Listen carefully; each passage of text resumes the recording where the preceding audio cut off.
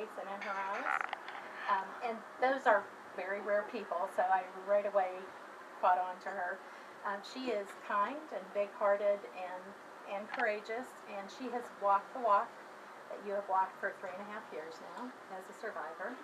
And, you know, we've come to love her for everything that she brings. So she's going to talk to you a little bit about her journey and give you some words of wisdom. I could cry before I start. So funny, you know, I always said to my sisters and my friends that I'm not one to get breast implants, but you know, life had other plans for me. And so I have something to share with you.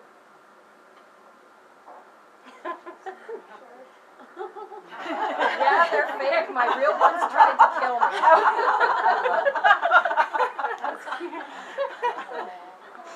I thought it just said it well, you know. So, yeah, life certainly had other plans. I found a lump myself, yada yada, had a biopsy, and now I'm at the point where I can yada yada over all that, and that feels good. After the biopsy, there's the wait for the pathology results, and you know, I started worrying and really fretting, and then it just kind of hit me that I need to let it all go, take a deep breath, calm down and enjoy my weekend, because this might be the last weekend that I'm not a cancer survivor. And I didn't want to waste that, so I just kind of set my mind to it, enjoyed it, and we had a fantastic weekend. The next week, well, words can't describe the surreal moment when you hear you have breast cancer. Talk about getting the wind knocked out of you. But here's the amazing thing. All along my journey, things worked out just as I needed them, just as they were best for me. The day of diagnosis, Eric was out of town. But my neighbor's sister, who's an OBGYN from Ohio, happened to be in town. And she spent 2 hours talking with me, setting my expectations, just kind of giving me the lay of the land and how things would be going. And partway through the conversation, there's a knock at the door. And it's Erin saying, I sense a sister in need. And she really did. She was there. She just sensed that something was up in the neighborhood, and she showed up. And it's a moment that was just seared into my brain that she said that, because those words just touched my heart. While working, there were 3 times I distinctly remember, I'm sitting at my computer and I just started getting really sad. And I started to think about what would cheer me up. Going to lunch with a friend, that would be great. And as I'm going through the mental list of which friends might be available at that time to go to lunch, it was absolutely incredible. Because as I'm going through the mental list, every time the phone rang. And it was a friend calling to see if I was available for lunch. So it just really hit me. Talk about divine intervention, you know. Every time I needed it the most, someone was there. And every time I tell that story, I either get covered in goosebumps or I cry. I didn't know any survivors when I was diagnosed. So friends put me in touch with their survivor friends. And these friends of friends generously shared their time, talked with me on the phone answering my questions. These calls were each like 45 to 90 minutes. And these women were generously talking with me, and at the end of every call, every one of them said, call me anytime you need to talk, day or night. I'm there for you. And that really touched me. After the first few phone calls like that, I said to Eric that I was going to pay it forward when I was well enough to help others. I was going to do all I could to pay forward all that had been done for me. Sure, I was scared. But luckily, we had camping reservations that weekend right after the diagnosis. And that's our way of reconnecting, being out in nature. And these reservations had been made weeks and weeks ahead. So the timing was just amazing. It couldn't have been better, because I really needed that escape. And we had a touchstone early in our journey that kept our reactions somewhat in check, because a friend was battling a recurrence of lymphoma. And when we would start to get down, we'd often say to each other, I'm sure our friend wishes she only had breast cancer right now. During this process, I had to get comfortable having medical personnel look at me topless. As you all did, I'm sure. Nothing like sitting on an exam table and the doctor rolls over on the wheeled stool and he's just right there, eyes to boobs, you know? Wow. That's a new experience. Talk about someone staring at your chest. Oh, I took it. Okay. I'm good. Okay. Keep circulating. I was anxious at the time leading up to the surgery, but that morning there was just such a sense of peace because I knew cancer was being evicted today, and that was an awesome thing. And then I was thrilled to wake up after surgery because I had never been under anesthesia before, so I had that additional fear. So when I opened my eyes, it was awesome. And when they wheeled me to my room, my family was there waiting for me, all smiles. And that was certainly a sight that warmed my soul. And then came the moment where the bandages were removed, and I saw my chest for the first time.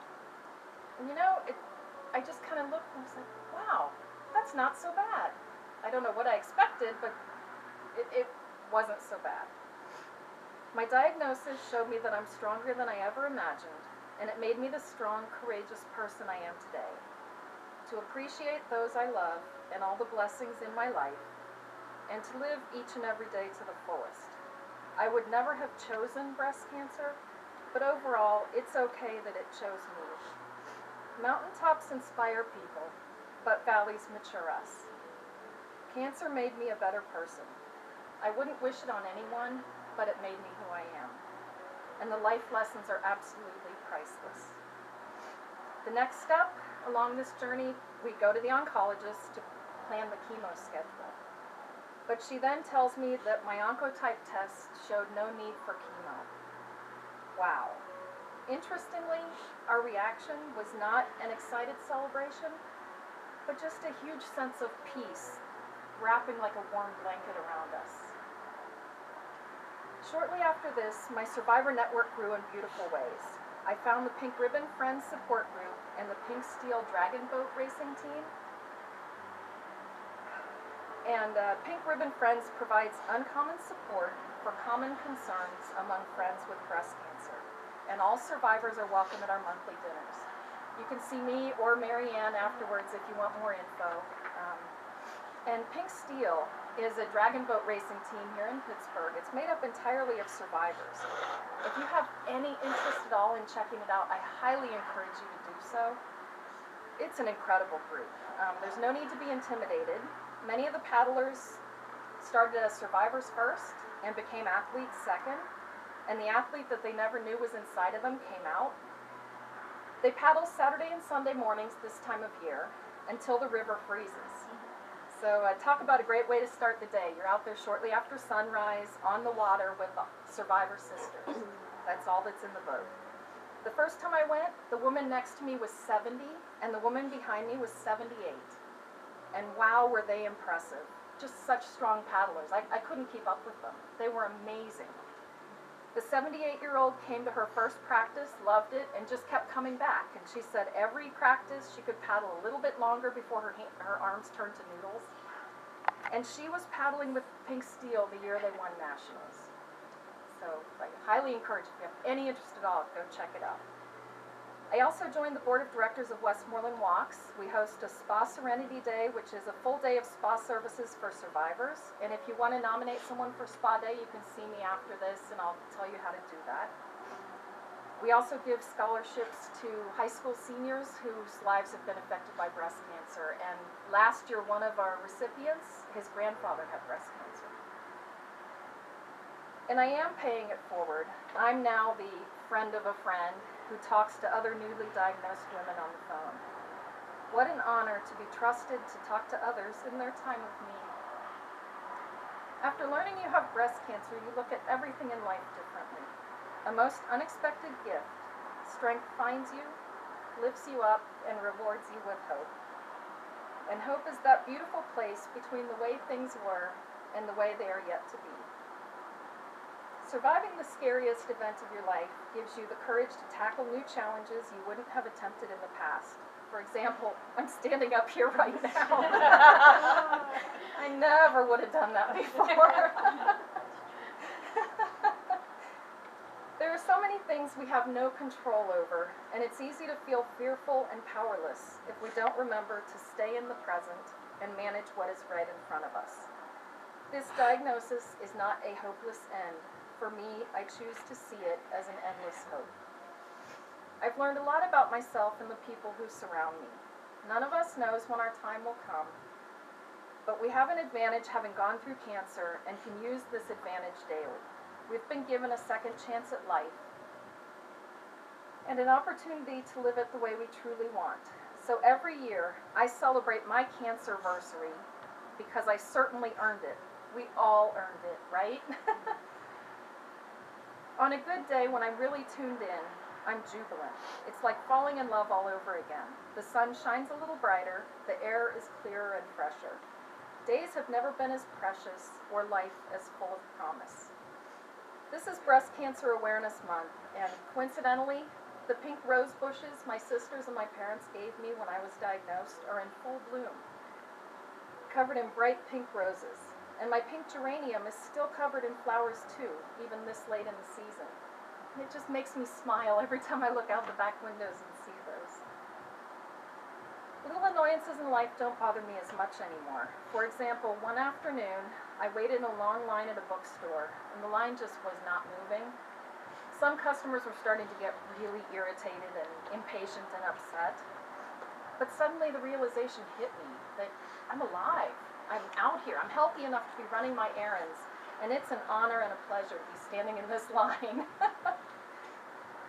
Breast cancer made me realize that everything changes, and that we're foolish to think we're in control, and that we need to appreciate the important things and not get so caught up in the material world.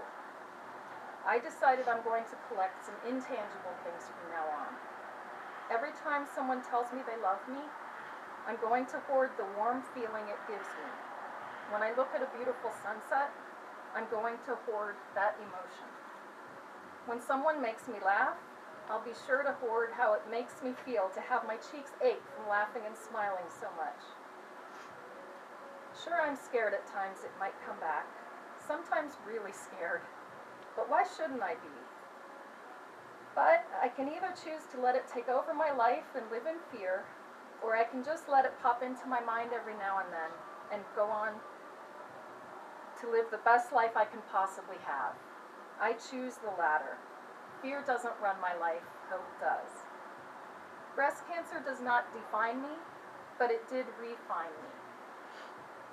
Cancer's not the end, but appreciating all the blessings life has to offer you, and meeting very special and caring people along the way. As survivors, we have acquired a perspective that has taught us so much. Survivor is a word that doesn't come close to describing this for me. I didn't just survive breast cancer, I kicked its ass. See, here's the thing. Scars remind me of where I've been and the lessons I've learned, but they don't determine what is in my future or who I am. My diagnosis made me the strong, courageous person I am now, and it's given me the gift of appreciating each and every day, never taking anything for granted, and rejoicing in a triumphant return to health. My gift for you today is this. Be certain each day includes doing something you love. Time is a miracle, and the right to live is a gift. Celebrate being alive. Be a good steward of your gifts. Protect your time. Feed your inner spirit. Avoid too much mental noise. Surround yourself with people who feed your soul, and remove the toxic personalities from your life. I have control over my new normal. My new normal is what I allow and choose it to be. There are no do-overs. Today is the only day we have to make it right, to affect someone in a positive way, to laugh, to be kind, and to tell the ones we love just that. Time is of the essence, so don't waste it on negativity. Get out there and live. We are blessed beyond measure with this day, this now, and this life.